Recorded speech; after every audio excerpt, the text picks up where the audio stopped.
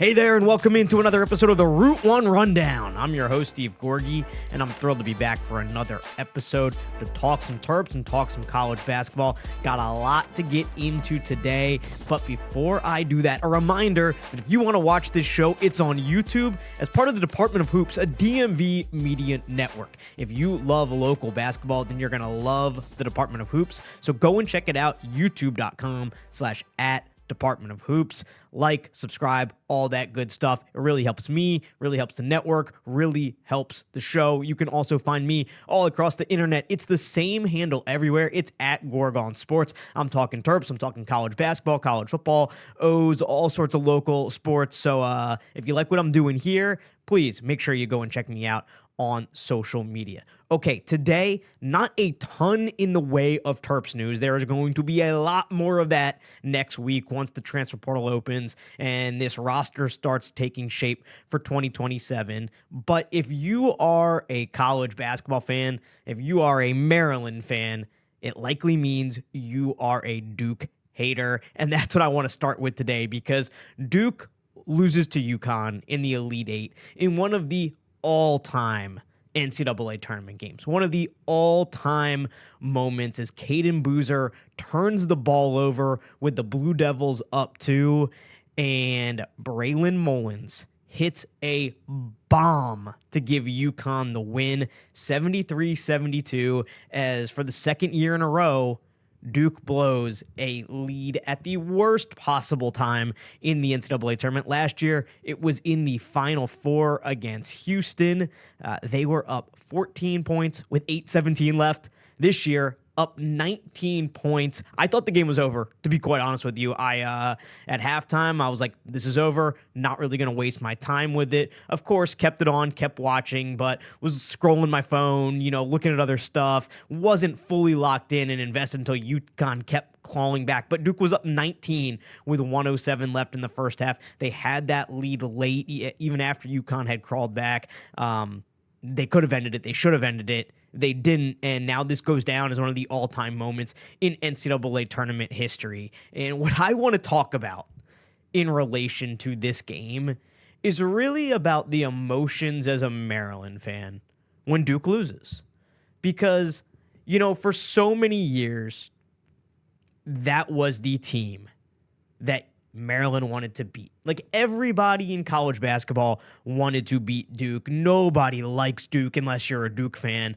But, North Carolina is the traditional rival. But Maryland and Duke had some battles, had some wars. And that rivalry peaked in that 2002 season.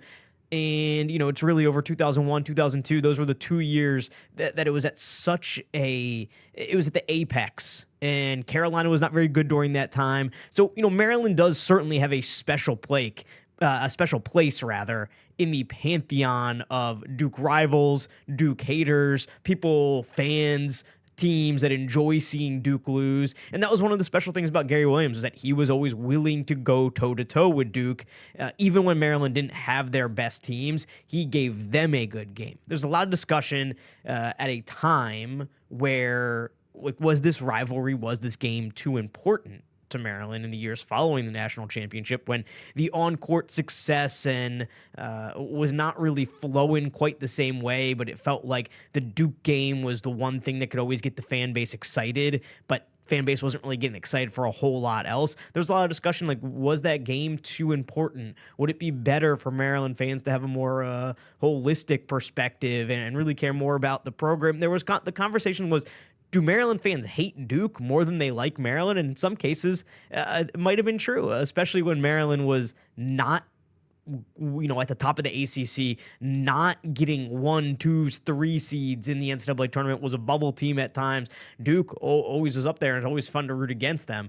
So there's such a long, complex interesting history of Duke haterdom, especially coming from Maryland fans, and that rivalry, or it's certainly a rivalry, whether Duke fans want to call it a rivalry or not. There was a time that anybody who played on those Duke teams in 01, 02 would tell you that the Maryland game was a bigger, more important game for them than North Carolina. And that's just a fact. North Carolina was not very good. Maryland was national championship caliber. Duke was national championship caliber. They met in a Final Four. They met in ACC semifinals. They were always in the top 5 when they played each other, especially in that 2002 season. I shouldn't say always in the top 5, but in that 2002 season, they were in the top 5. They were considered 2 of the 3 best teams in the country the entire season. Look, I don't care what anybody says. They can say whatever they want. North Carolina, of course, the historic rival at that time.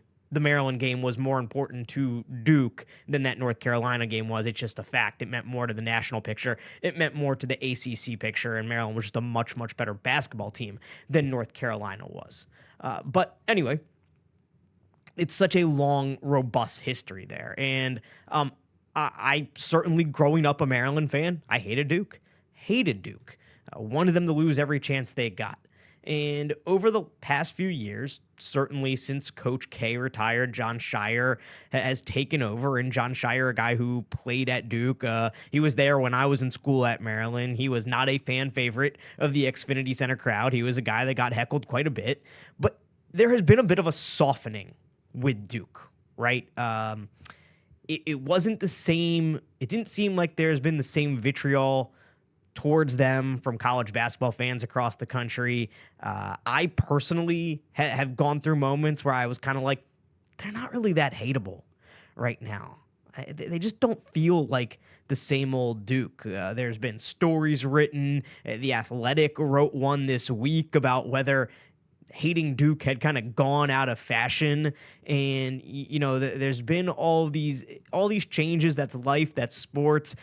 Nothing stays the same. Things always change and evolve. And for a lot of reasons, Duke just hasn't quite felt like that same Duke that you grew up hating. I think largely it's because Mike Krzyzewski is no longer the coach. He's no longer at the helm. But they haven't also quite had these guys like Christian Laettner, like JJ Redick, that, I think there's a whole 30 for 30 on Christian Laettner. I hate Christian Laettner and why people hate Duke.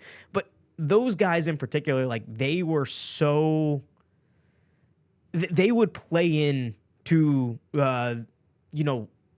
when opposing fan bases were heckling them, they would play into that. They would bark back. They were really good players that would hit really big shots.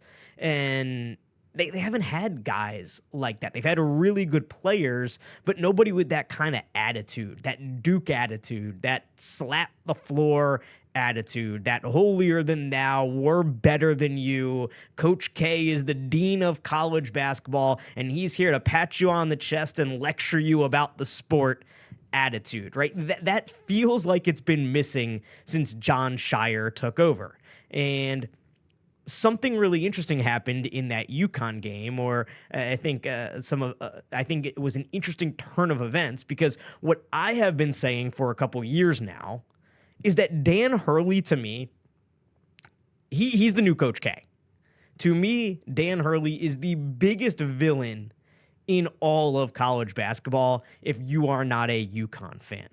He's a guy that's brash. He's a guy that can be obnoxious. He gets into it with fans, and that's not really as much of a Coach K thing, although he has scolded the Duke fans at times, which I always thought was hilarious. But Dan Hurley is a guy who has a massive, massive chip on his shoulder. Chip's not the right word. Boulder is the right word.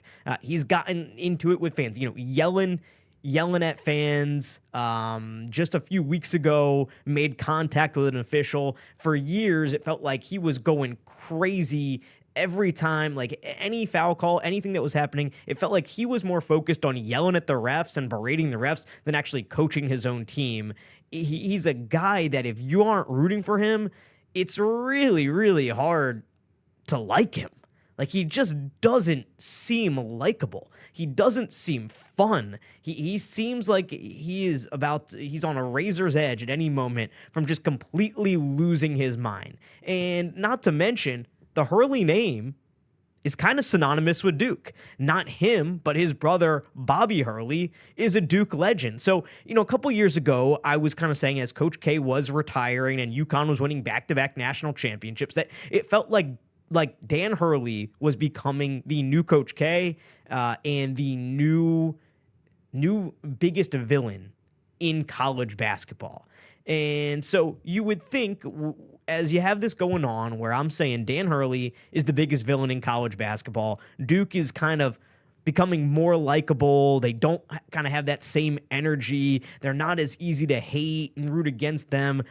Jon Scheyer, to me, objectively more likable than Dan Hurley. Like, if you took the names away and just put one in a black jersey, one in a white jersey, the teams that they're coaching, you're like, this Scheyer guy is so much more likable. Everything you see about him or from him on social media and behind the scenes, like, he seems so much easier to relate to and root for than Dan Hurley. But given all that, given everything I just said, given all of that logic, man, when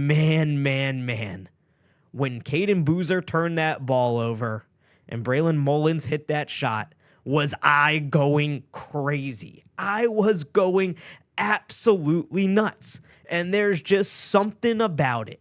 There's something about that logo, about that name, about the history that still gets me going, that still gets the blood pumping, where I still get excited when they lose and they go down and they lose in embarrassing fashion, even though I look at that team and I'm like, I don't really hate anybody on that team. Yeah, with the Boozer connection, with Carlos Boozer's kids both being on the team and Carlos Boozer being a guy I really rooted hard against when I was growing up, like, that doesn't hurt, but like, I don't really have anything against the Boozer twins. They haven't done anything to me that has really offended me or made me dislike them, but there is just something about it. There's something about that logo and the history that, even though Dan Hurley is, to me, one of the 2 or 3 most unlikable coaches in college basketball, Mick Cronin right there with him, it will never go away. It doesn't seem like it will ever go away, because there was not 1 ounce of me, there was not 1 fiber of my being that was rooting for Duke to beat UConn yesterday. I was as excited when Braylon Mullins hit that shot as I would have been if Maryland hit a buzzer beater. I mean, my reaction to that was not that different than my reaction to Derek Queen beating Colorado State in the second round last year. It really wasn't. It was a very, very similar reaction. I was standing up. I was jumping around. It's just something about it. Forget all the facts. Forget reason. Forget logic.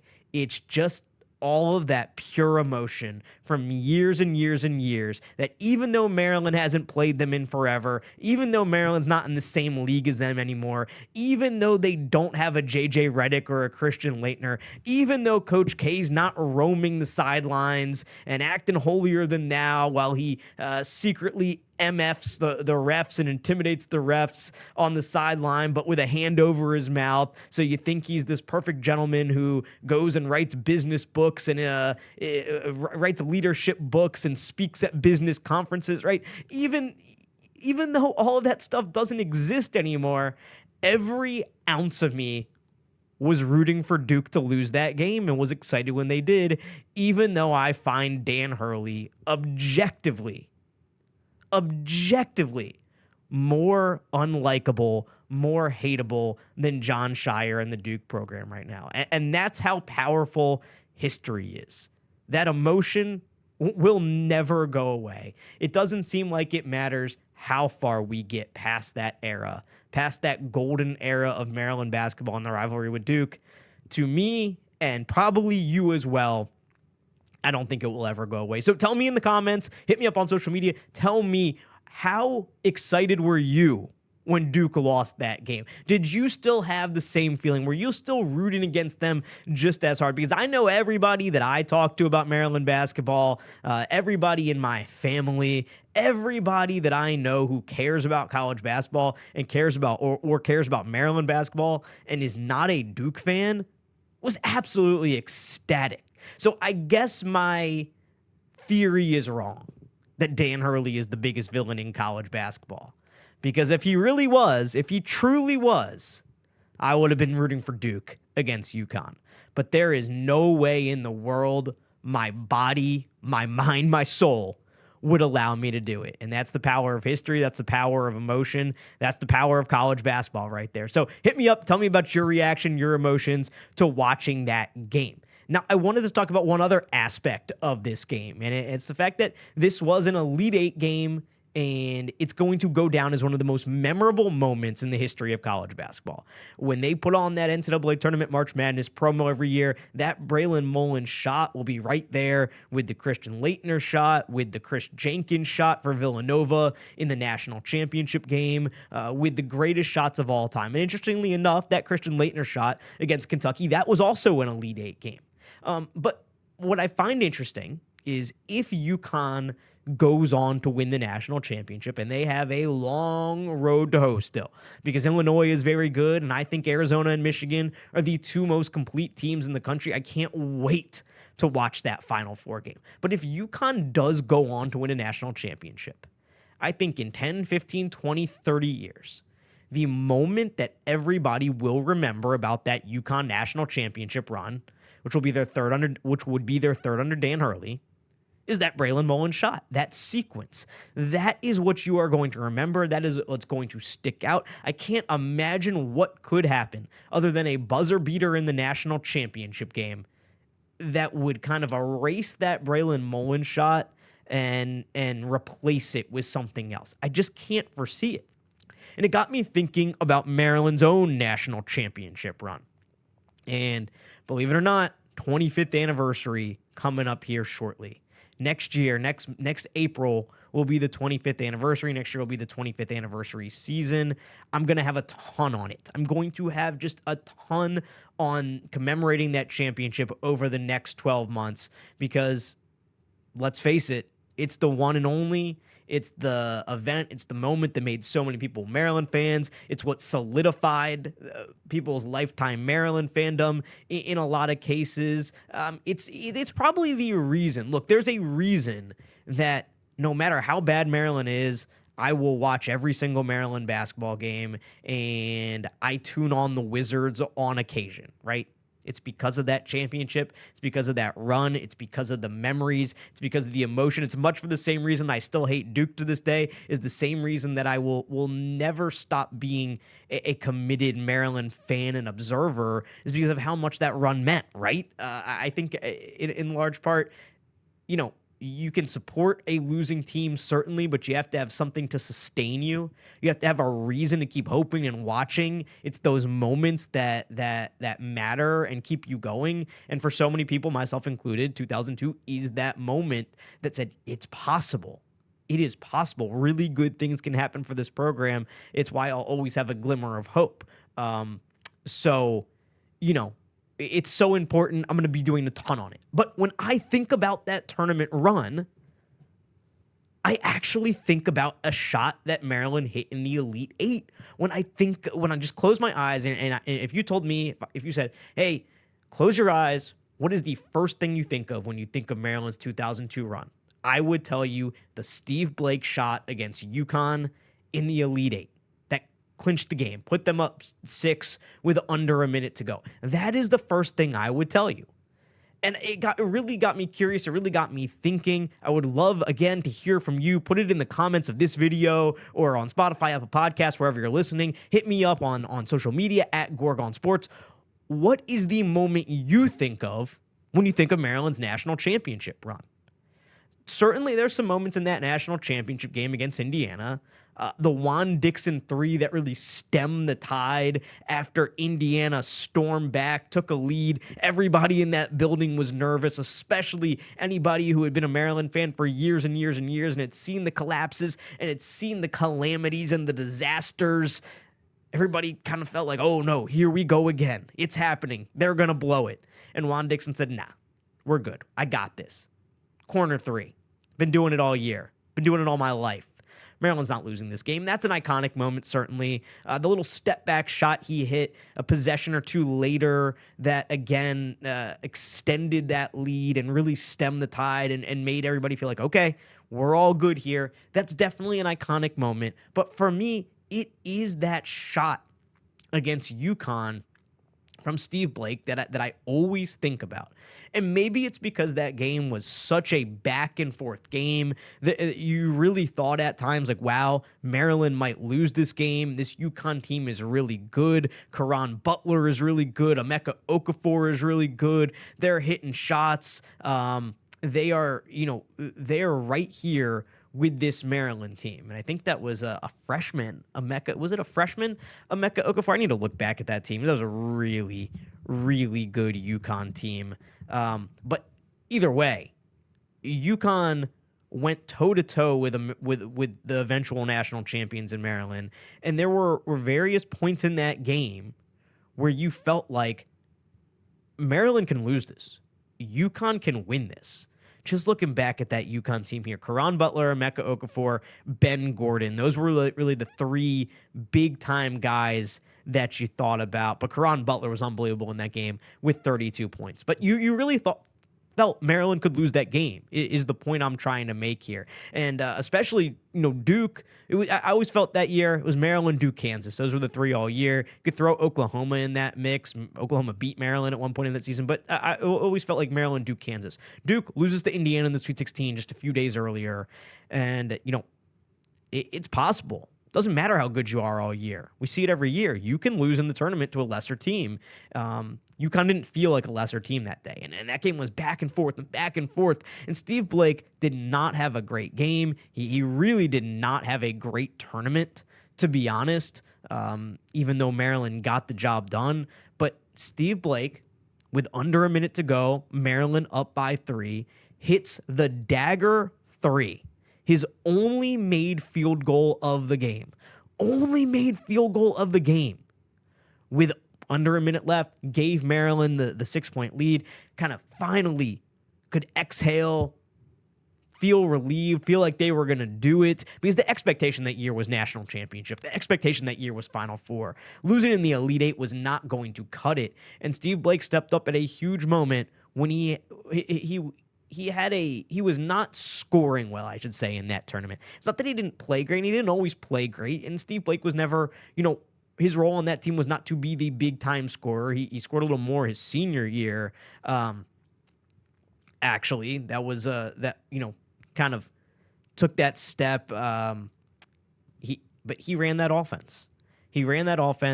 They looked to him at times to score, but he did not have the greatest tournament from a shooting perspective. He stepped up there. He hit a shot when it mattered most. And that's the moment that I always think of. That's the moment when I close my eyes and I think about Maryland's national championship. It's Steve Blake hitting that shot. So that got me really curious. What do you think of when you close your eyes? There's a big Chris Wilcox dunk against Kansas in the Final Four.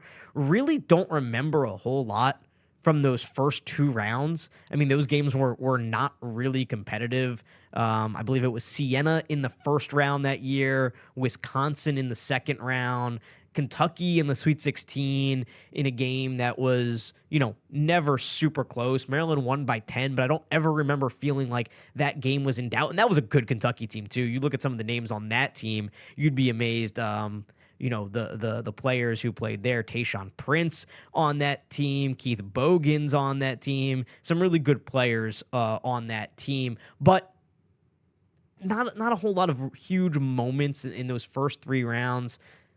That UConn game stands out. The Chris Wilcox dunk in the Kansas game.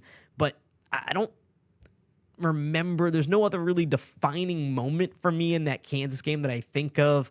You think Byron Mouton saving the ball in the Indiana game. Of course, you think Juan Dixon throwing the ball in the air to celebrate with Johnny Holiday saying the kids have done it. You think about that, but that was the game was over. That was the celebration. To me, I always think about that Steve Blake shot.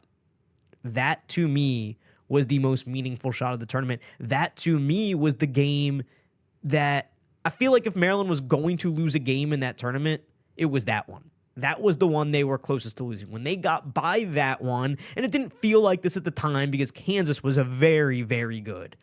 But in retrospect, getting by that one, that was the game they needed to get by. That was who gave them the best shot. And when I close my eyes, when I think about that title run, I always think about Steve Blake hitting that shot. And it just reminded me of that because Braylon Mullins hits that shot in the Elite Eight, and I think it would be very much the same for UConn. If they go on and win a national championship, Braylon Mullins' shot will certainly be the shot they remember. I don't know if that's necessarily the same for all Maryland fans with the Steve Blake shot, but it is for me. So tell me, what do you think about when you close your eyes, you think about that national championship run? What is that moment? What is that shot that you instantaneously think about? Don't think about it too hard. Don't try to rack your brain. Don't go on Basketball Reference and try to research it. Just close your eyes. What do you see when I say 2002 national championship? Or the best moment from the 2002 national championship run? For me, I can't help it. I can't control it. It's just what I see. It's that Steve Blake shot. All right, let's wrap things up with this. Let's look ahead to the Final Four a little bit. I'm going to give you a couple storylines that I am looking forward to. I think it's going to be an unbelievable Final Four. You have the 1 seed Arizona, the 1 seed Michigan, a 2 seed UConn versus a 3 seed Illinois. The first storyline is one we've been talking about all year. Can the Big Ten break the title drought and win their first national championship since Michigan State did it in 2000? You can say Maryland did it in 2002. Obviously, everybody knows who's listening to the show. Maryland was a member of the ACC. I'm talking about the first Big Ten team to do it while a member of the Big Ten. It was Michigan State in 2000. Can Illinois or Michigan get the job done? I think the Big Ten was incredibly impressive in this year's NCAA tournament. 6 teams in the Sweet 16. You have a bunch more in the Elite Eight. You ultimately have half the Final Four. The Big Ten is a league that seems to just be getting stronger and stronger and stronger. And I think it's going to be that way for the foreseeable future because it doesn't look like any Big Ten coach is going anywhere. You have the North Carolina job open. Tommy Lloyd's name has come up a lot. Arizona's coach, Billy Donovan, who's coaching the Chicago Bulls, his name has come up a lot. I've seen Dusty May, Michigan's coach, a little bit, but unless North Carolina really puts the full court press on Dusty May, he decides to go there, it does not look like any Big Ten coach is going anywhere. And I think that continuity, that consistency is going to be really, really big. Really important given what these coaches have built with these programs and the way they are taking off, the way they are kind of hitting the ground running or have hit the ground running in Dusty May's case and have built something very quickly, or in Matt Painter and Tom Izzo's cases, built these long sustained runs of success over years and years and years. These are programs that all have a lot of money, are all invested in basketball, have made good coaching hires. I mean, look at Ben McCollum in Iowa. All the guy does is win. He takes them to the Elite Eight in his first year at the helm, just his second year as a Division I coach. It looks like they are going to be a force to be reckoned with. Great hire for them. Perfect guy for a program that isn't at the top of the resource pool, is never going to be confused with a program like a North Carolina, or have the resources of a program even like a Michigan. Unbelievable hire for them. You talk about being ruthlessly progressive. Ben McCollum, ruthlessly progressive, and that's why he's successful. That's going to be my key phrase I keep going back to because I think it's so important that you are on the cutting edge and looking for what's next if you're a college basketball coach right now, especially if you don't have the most resources, especially if you don't have a Kentucky-sized NIL budget. You got to be looking for ways to win on the margins. Ben McCollum does that as well as anybody. So that's storyline number one. Can the Big Ten break the drought? Another interesting thing to watch for me, storyline number two, Dan Hurley, of course, so much success. 2 national championships to his name. But Tommy Lloyd, Arizona's head coach, and Brad Underwood, Illinois' head coach, are both in their first Final Four. Interestingly enough, Dusty May in his first Final Four with Michigan, but Dusty May took FAU to a Final Four. So does that experience give either of those programs an advantage? Does UConn's championship caliber Final Four experience give them that advantage over Illinois? Does Dusty May's experience, having been to a Final Four, give them any sort of advantage over Arizona? That's something I'm really going to be looking for. And then number 3, I find this incredibly fascinating. Arizona Wildcats, one of the best teams in the country, if not the best team in the country. To me, a team along with Michigan that has looked the most complete of anybody in the country over the last 2 weeks of this NCAA tournament. They are winning basketball games. They are blowing teams out. They are scoring 109 points against Arkansas, and they are doing it by barely shooting any three-pointers. They beat Arkansas 109-88 in the Sweet 16. They attempted just 8 threes. Their three-point rate is among the lowest in the country, 363rd in the country out of 365 teams. This team wins and wins at an absolutely elite level without being overly reliant on the three-point shot. That is a very interesting change from what we've seen in basketball over the last 10 years.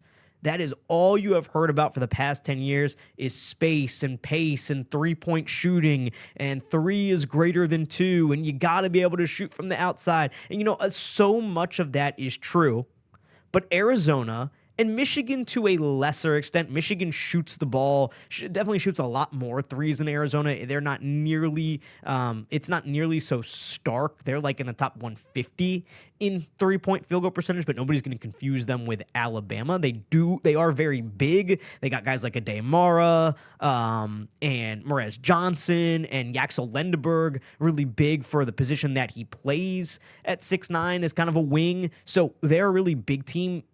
They kind of fall into this, but it's really Arizona to me that is the one that's breaking the mold of you have to be able to shoot the ball. You have to be able to shoot a lot of threes because they can shoot the ball, right? Don't get it confused. Don't get it twisted. This Arizona team has guys who can shoot. As a team, they shoot just under 37% from beyond the arc. You have a guy like Braden Burries who shoots above 40% for the year. There are some guys on this team who can shoot the ball. They just don't do it a lot. They don't have to do it a lot. They are winning in a very different way. And anytime somebody is zagging, I find that incredibly interesting.